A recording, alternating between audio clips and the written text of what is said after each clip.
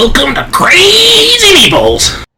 Welcome everybody to another episode of the Crazy Meeples board game podcast. I'm Braden. I'm Ryan. And this is Crazy Meeples. Crazy Meeples.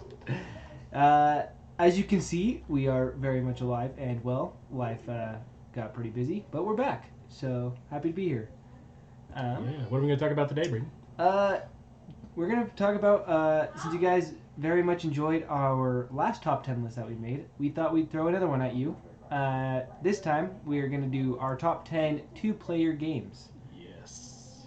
Yeah, it's going to be a lot of fun. Especially those times when you only have one other person with you. Yeah.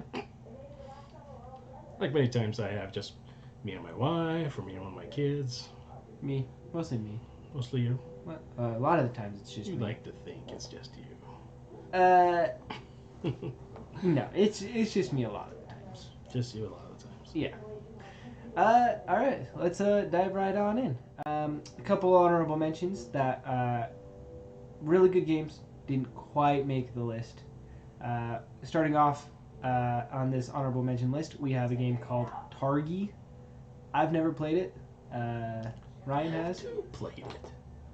Maybe I have. It's been a long time if I have played it. How did you see it for? But You even knew what it was. Where oh you yeah, place the characters. I know what Targi is. And then, yeah. And then it's the space you activate is where they meet up and combine. You're right. It's Lost Cities that I've never played, which is also on our honorable mentions list. Another one on our honorable mentions list is a game called Battle Line. A lot of fun. Not quite make it on our top 10 list. And the last one on our honorable mention list, of course, you can't go wrong with this staple of a two-player game, chess. Probably like one of the original two-player games. Yes, it's not an exotic game, and one in the hobby that much. But chess is a very good game, very good two-player game. Mm-hmm. Starting off our top 10 list, coming in at the number 10 spot is a game called Patchwork. Patchwork is a quilt building or blanket building game. Doesn't that sound exciting? I think it's pretty exciting.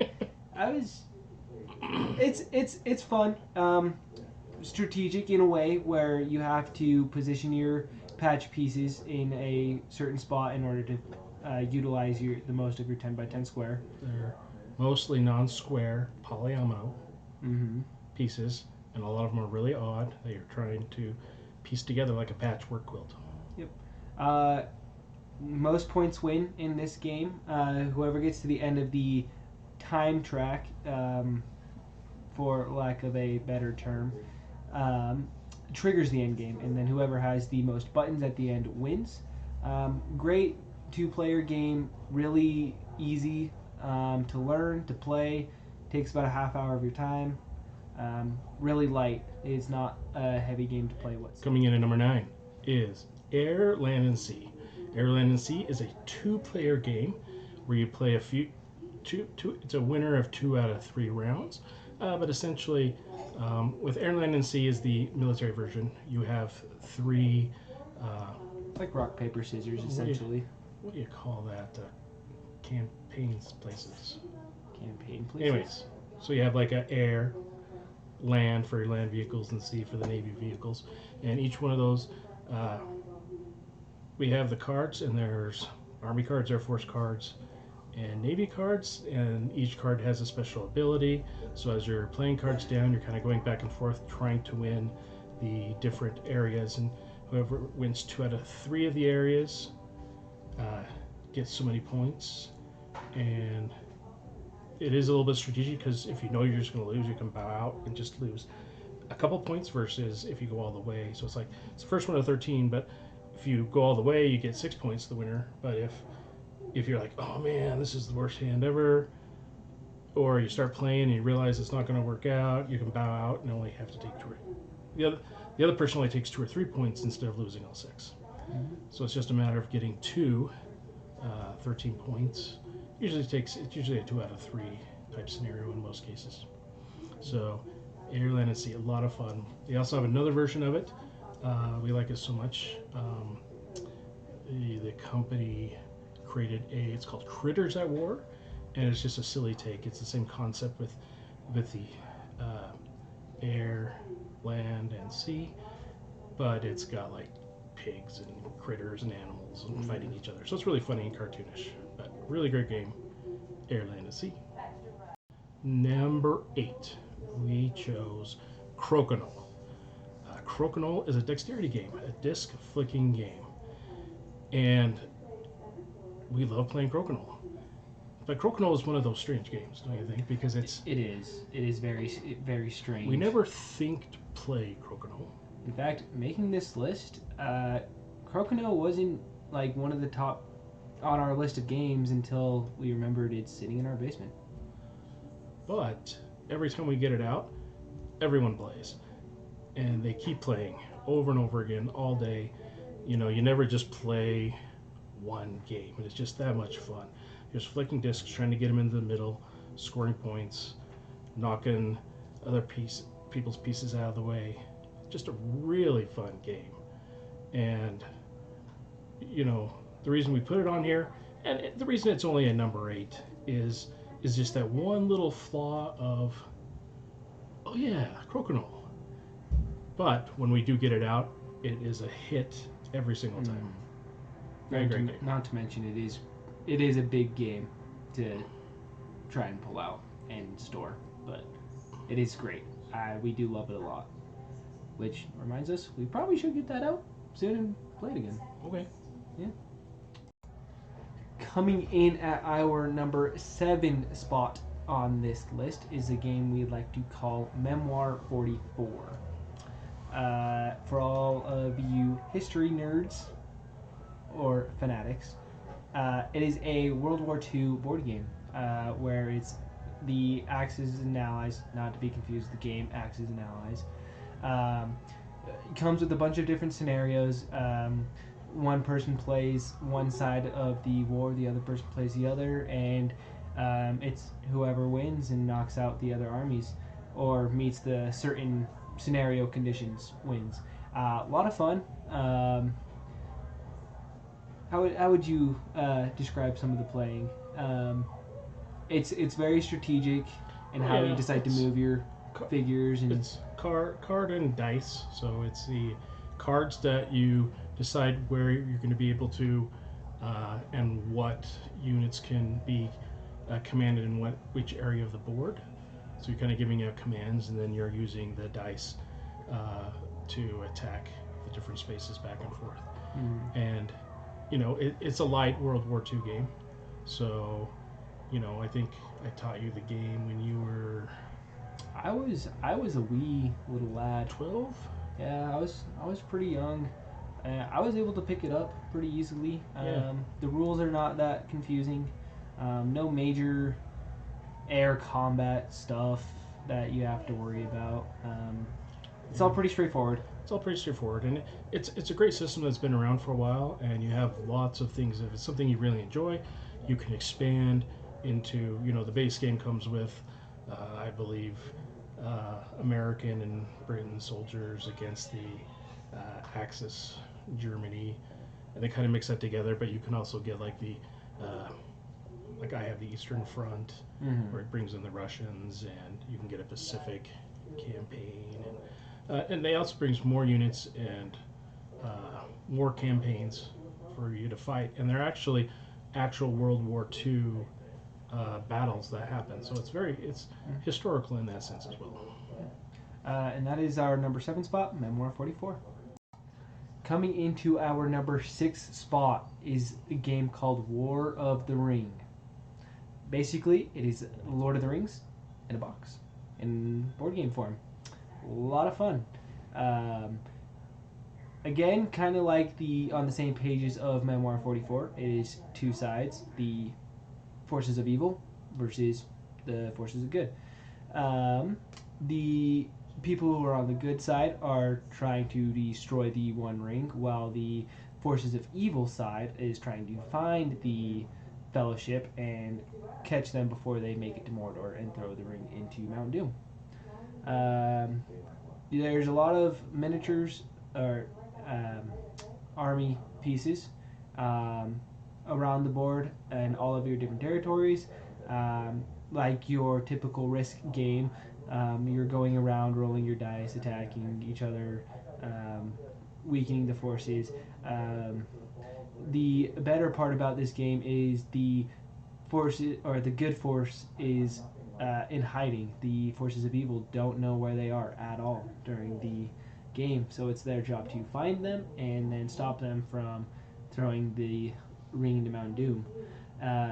In fact, when I think, if I'm remembering right, when we played, I almost stopped you, and like you barely managed to throw the ring into Mount Doom, and I was so upset because I surrounded him and like I knew where he was, and he's got the luckiest dice roll ever.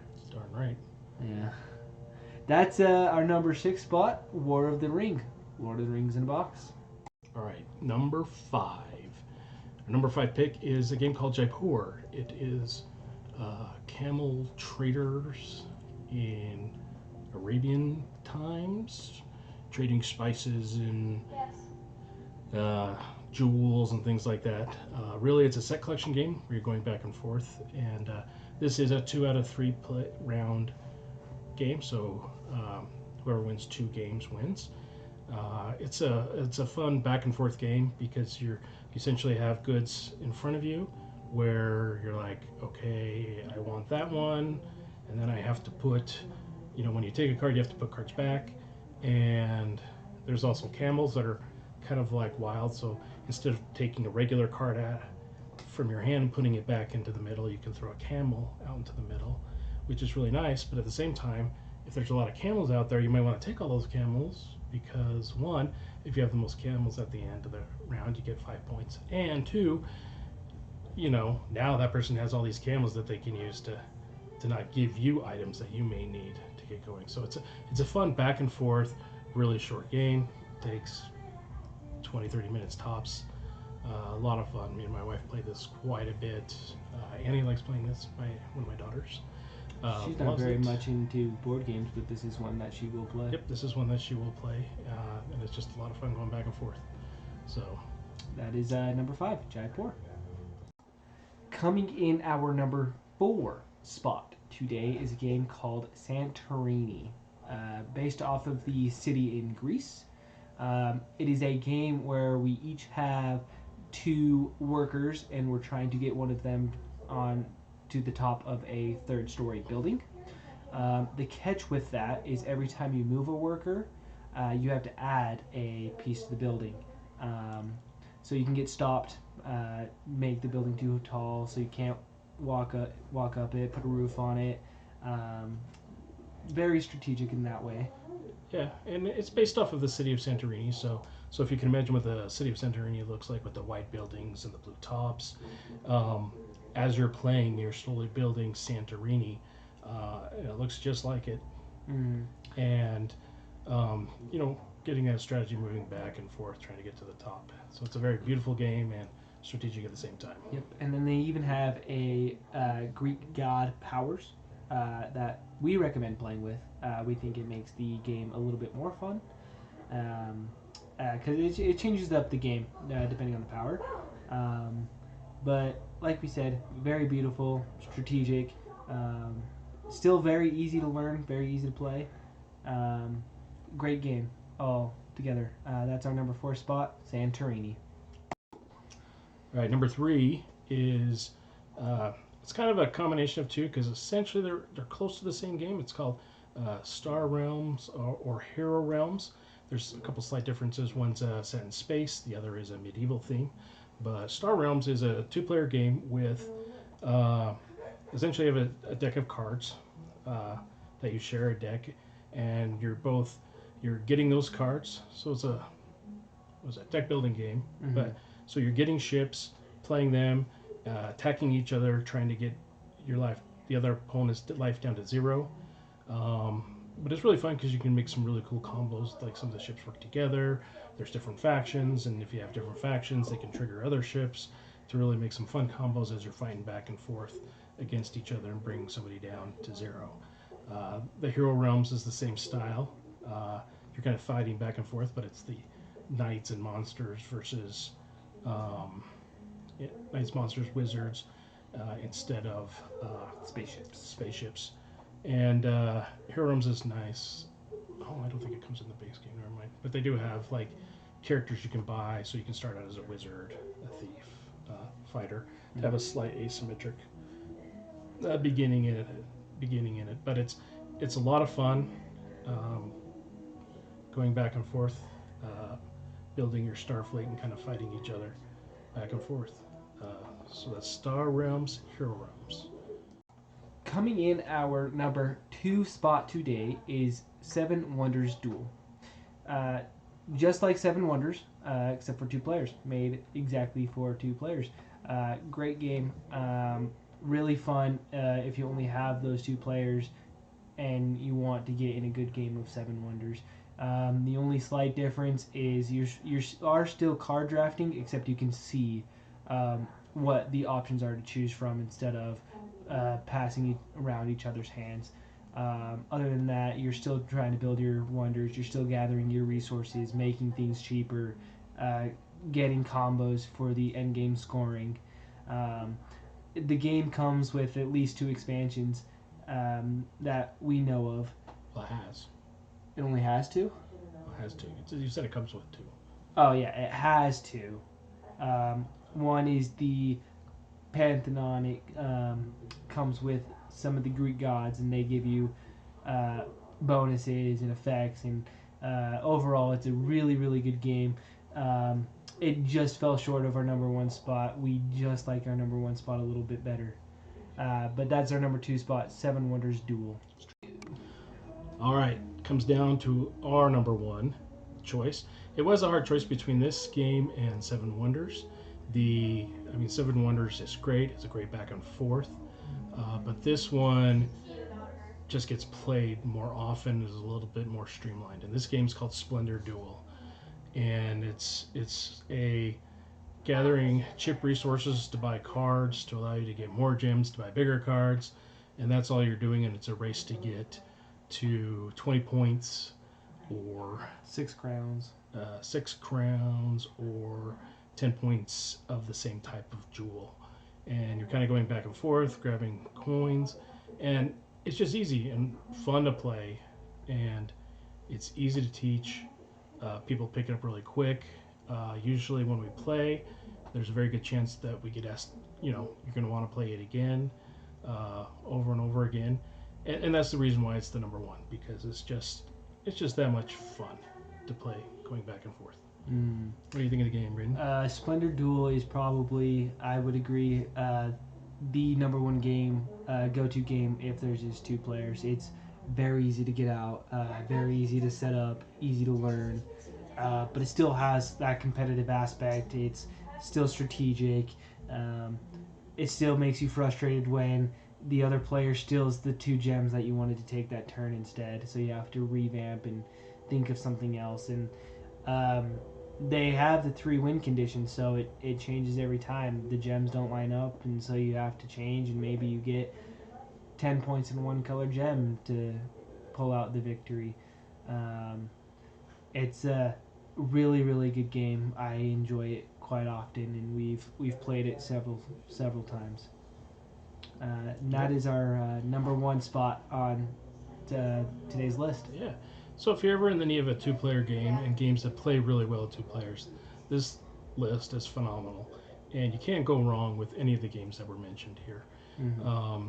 They're just fun. Even though they may not like it that much, you can still enjoy it, and most people I've found really enjoy these. And these are our recommendations of a top 10 2-player games. Yep.